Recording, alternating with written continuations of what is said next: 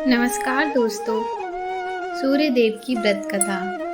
सूर्य देव का व्रत रविवार को किया जाता है। सूर्य देव की व्रत कथा इस प्रकार है। सालों साल पहले एक बुढ़िया सूर्य देव की भक्ति में पूरी तरह से लीन थी। वो हर रविवार को सुबह स्नान कर घर के आंगन को गोबर से अच्छी तरह लिपाई करके सूर्य देव की पूजा करती थी।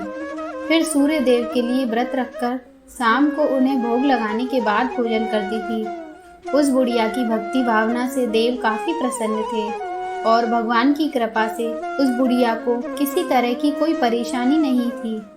उस बुढ़िया की खुशी और संपन्नता को देखकर उसकी पड़ोसिनों को जलन होने लगी। वह बुढ़िया अपनी पड़ोसन के आंगन में बंधी गाय के गोबर से ही आंगन लीपा करती थी। पड़ोसन ने जलन के मारे उस गाय को आंगन की जगह घर के अंदर बांधना शुरू कर दिया। अब अगले रविवार को सुबह बुढ़िया को सूर्य देव की पूजा करने के लिए घर गाय का गोबर नहीं मिला, जिस कारण वे सूर्य देव की पूजा नहीं कर पाई और पूरे दिन खुद भी भूखी रही। रात में सूर्य देव उस बुढ़िया के सपने में आए और उससे पूजा न करने और भोग न लगाने का कारण पूछा। जवाब में बुढ़िया ने बताया, घर के आंगन को लीपने के लिए गोबर नहीं था, इसलिए पूजा नहीं कर पाई। पूजा नहीं की तो भोग भी नहीं चढ़ाया। बुढ़िया की बातें सुनकर सूर्य देव उनसे कहते हैं कि मैं तुम्हारी भक्ति से काफी प्रसन्न हूँ, इसलिए मैं तुम्हें एक गाय दे रहा हूँ। वह तुम्हारे घर को धन से भर देगी। यह कहते ही सूर्य देव उसके सपने से चले गए। अगली सुबह जब बुढ़िया की आंखें खुली तो वह क्या देखती है कि उसके आंगन में एक सुंदर गाय और बछड़ा बंधा हुआ है। यह सब देखकर वह हैरान रह गई। उसे सपने की कोई बात याद ही नहीं थी। इसे उसने सूर्यदेव की कृपा समझा और गाय को चारा देने लगी। बुढ़िया के आंगन में सुंदर गाय और बछड़े को देखकर पड़ोसिन की जलन और बढ़ गई।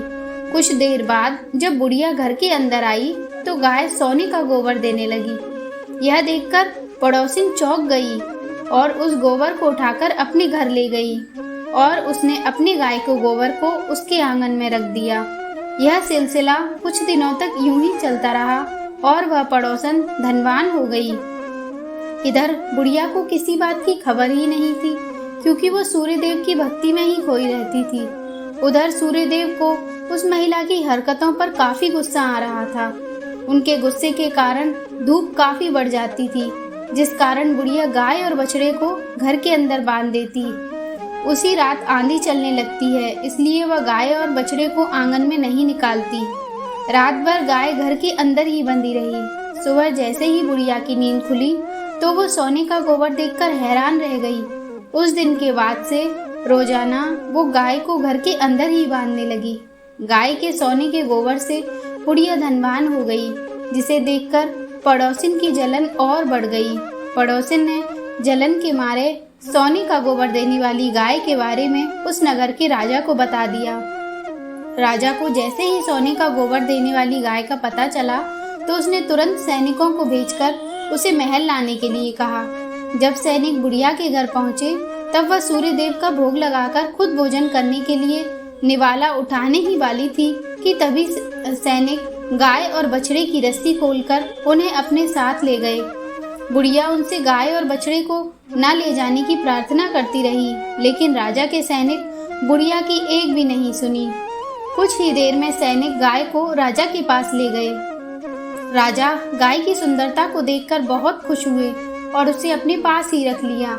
गाय व बछड़े के जाने के गम में बुढ़िया बिना खाए पिए पूरे दिन सूर्यदेव से गाय और बछड़े को लौटने की प्रार्थना करती रही। इधर दूसरे दिन सुबह राजा सोने का गोबर देखकर हैरान हो जाता है। उधर बुढ़िया भूखी प्यासी सूर्यदेव की प्रार्थना में लगी रहती है। बुढ़िया की तकलीफ देखकर सूर्यदेव अगली रात राजा के सपने में आकर कहते हैं कि अगर तुमने इस गाय और बछड़े को नहीं लौटाया तो मैं तुम्हारे राज्य पर संकट पैदा कर दूंगा, जिससे तुम्हारी धन संपत्ति नष्ट हो जाएगी।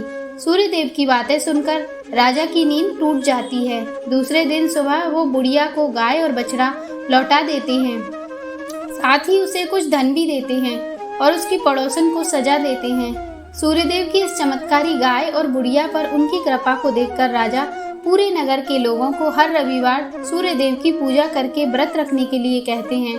तभी से ही रविवार के व्रत का चलन शुरू हुआ और राजा के पूरे राज्य में खुशियां ही खुशियां छा गईं। बोलो सूर्य देव भगवान की जय।